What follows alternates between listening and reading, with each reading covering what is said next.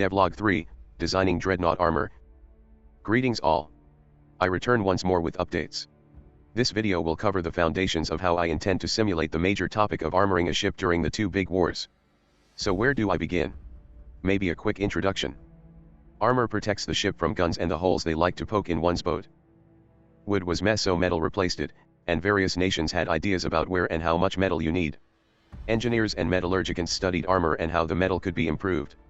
So we ended up with a series of metal boxes covered in steel laced with things that varied in thickness, because Henry's sleeping quarter is not as important as the magazines or engines. So to emulate that, I need a box. This is the basic hull, seen in other videos, and I do a sick math which generates points in a grid whose size is up to me. This creates a highly pixelated representation of the hull as a collection of sections. Each of these sections has a deck and belt armor stat, which is important for protection. You can also give the ship internal bulkhead armor, which means having an armored slab between each section, greatly improving the layered protection effect of said armor system. The sections are largely speaking the health of the ship, with them responsible for keeping the ship afloat and to keep their contents working.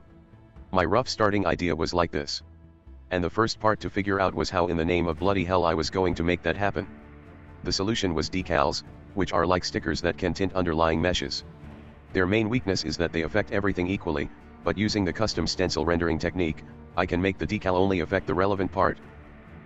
The decals represent which armor region their section is a part of, which can be either the bow, citadel, or stern region. The citadel is the main region where you tend to keep important stuff, but that also means that it is by far the heaviest region of armor. To allow you to change where the citadel starts and ends, I made this cool bar that you can drag. Wait, that's not right. Yeah, nor, yeah. This bar is highly intelligent and automatically understands its position in this world. Dragging it changes the citadel layout. The layout of the citadel is used to spawn these text thingies that you can use to set the armor thickness of the region. They use laser technology, which is pretty cool. Using the hit normal also allows them to curve to the shape of the hull. When you have the armor submitted, guesstimating the weight is surprisingly simple. The belt weight of a section is simply the width of the cube multiplied by the height, giving the area that is multiplied by the thickness. This volume can then be multiplied by this approximation variable for the weight per volume for steel, or whatever number we want really. Maybe you now wonder what this color is about. Well, it is simply a function that compares the given armor to a certain penetration value. Which leads me to this.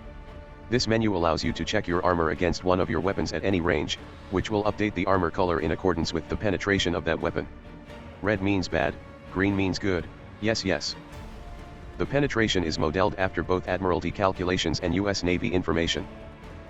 Each weapon spawns an empty actor that can fire an identical shell to said weapon at a certain angle. It spawns the shell and launches it at the muzzle velocity, v, in a theta angle.